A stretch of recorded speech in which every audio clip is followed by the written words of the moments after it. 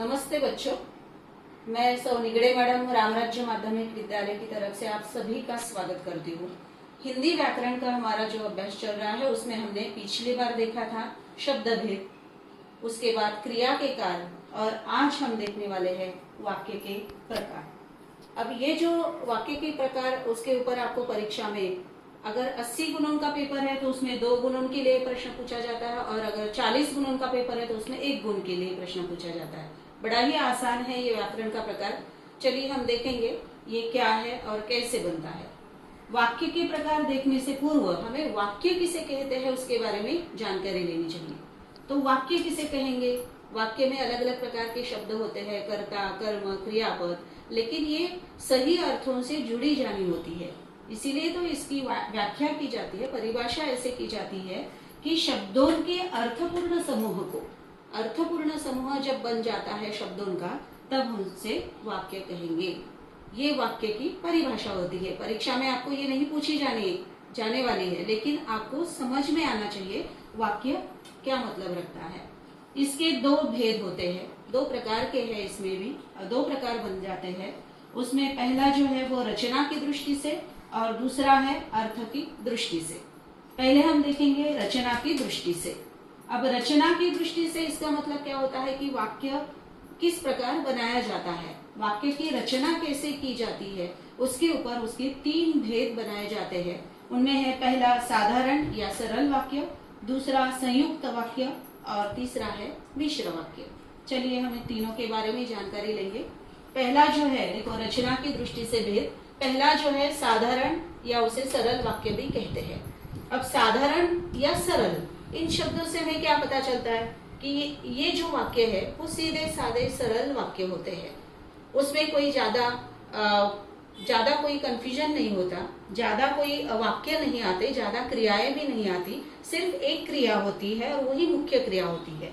तो इस प्रकार एक ही मुख्य क्रिया जिन वाक्यों में होती है उसे हम साधारण या सरल वाक्य कहेंगे। उदाहरण देखिए, एक रात मौसम बेहद खराब हो गया, ये क्रिया है, एक ही क्रिया आ गई है, सीधा सरल वाक्य है, इसके कारण ये साधारण या सरल वाक्य हम उसको कहते हैं। दूसरा उदाहरण देखो, राष्ट्रपति भवन मेरा नहीं है, ये क्रिया एक ही आ गई है और इसीलिए ये सीधा साधा सरल वाक्य साधारण वाक्य या सरल वाक्य कहलाता है। आगे हम दूसरा प्रकार देखेंगे, संयुक्त वाक्य। अब संयुक्त नाम से पता चलता है कि उसमें 1 से 2 क्रिया, 2 से अधिक क्रिया या वाक्य उसमें आ जाते हैं। तब ये 2 वाक्य समुच्चय बोधक अव्ययों से भी जोड़े जाते हैं। समुच्चय बोधक अव्ययों के बारे में हमने पिछले पाठ में जानकारी ली थी कि जो 2 वाक्य, 2 शब्द समूहों को जोड़ने का कार्य करते हैं उसे हम समुच्चय बोधक अव्यय कहते हैं। जैसे कि और, तथापि, परंतु, इस प्रकार के जो अव्यय होते हैं वो समुच्चय बोधक अव्यय होते हैं। तो ये समुच्चय बोधक अव्ययों का यहाँ पर बहुत बड़ा काम है 2 वाक्यों को जोड़ने का। देखिए उदाहरण, गांव के किनारे कुछ घर दलितों के थे और कुछ मुसलमानों के। अब यहाँ पर देखो, पहला वाक्य है गांव के किनारे कुछ घर दलितों के थे, दूसरा वाक्य है कुछ मुसलमानों के। किससे जोड़ा गया है? और क्या है? समुच्चय बोधक अव्यय। समुच्चय बोधक अव्यय ये 2 वाक्यों को जोड़ता है, इसीलिए इन्हें 2 वाक्य आने के कारण इसको संयुक्त वाक्य कहते हैं। दूसरा उदाहरण देखिए, मुझे बाजार जाना था लेकिन बाहर सब बंद था। यहाँ पर पहला वाक्य है मुझे बाजार जाना था, बाहर सब बंद था, लेकिन इस समुच्चय बोधक अव्यय से ये जोड़ा गया है, इसीलिए ये संयुक्त वाक्य बन गया। ध्यान में आ गया होगा कि संयुक्त वाक्य में 2 वाक्य होते हैं। 2 वाक्यों को जोड़ने के लिए समुच्चय बोधक अव्ययों का उपयोग किया जाता है, तब संयुक्त वाक्य बनते हैं। तीसरा प्रकार उसमें है वो है मिश्र वाक्य। अब देखो, इसमें भी 2 वाक्य होते ही है, लेकिन पहला वाक्य बहुत महत्वपूर्ण होता है और उसके ऊपर दूसरा वाक्य जो वाक्य में आता है वो उसके ऊपर आश्रित होता है, उसके ऊपर निर्भर होता है।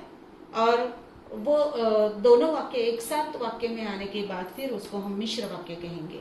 जैसे कि देखो, उदाहरण देखने के बाद आपको समझ में आ जाएगा कि जब पाठशाला खुल जाएगी तब हम पाठशाला जाएंगे। जब और तब, ये जो 2 यहाँ पर शब्द लिखे हैं ना, इनसे ये 2 वाक्य जोड़े गए। लेकिन पहला जो वाक्य है पाठशाला खुल जाएगी, उसके ऊपर आधारित ही दूसरा वाक्य बन गया है, इसीलिए पहला वाक्य मुख्य वाक्य बन गया। दूसरा गौण है, इसके कारण जब तब इन दोनों शब्दों से जोड़ने के कारण ये मिश्र बन गया, मिश्र वाक्य बन गया। दूसरा उदाहरण देखिए, ऐसा कोई आदमी नहीं होगा जिसने ट्रेन से यात्रा न की हो। अब यहाँ पर भी देखो, कोई आदमी नहीं होगा, ट्रेन से यात्रा न की हो, दो वाक्य आगे है, लेकिन ऐसा जिसने इन दो शब्दों से जोड़ा गया है ये वाक्य, और इसीलिए इसे भी हम मिश्र वाक्य कहेंगे।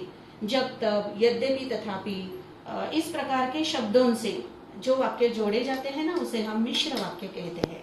संयुक्त वाक्य और मिश्र वाक्य में अंतर है, फर्क है, वो आप समझ में ले। संयुक्त वाक्य में भी दो वाक्य होते हैं लेकिन समुच्चय बोधक अव्यय से जोड़े जाते हैं। मिश्र वाक्य में भी दो वाक्य होते हैं लेकिन पहला वाक्य मुख्य और दूसरा उसके ऊपर निर्धारित होता है। ये आप ध्यान में लीजिए, तब आपको मिश्र वाक्य पहचान में आ जाएगा।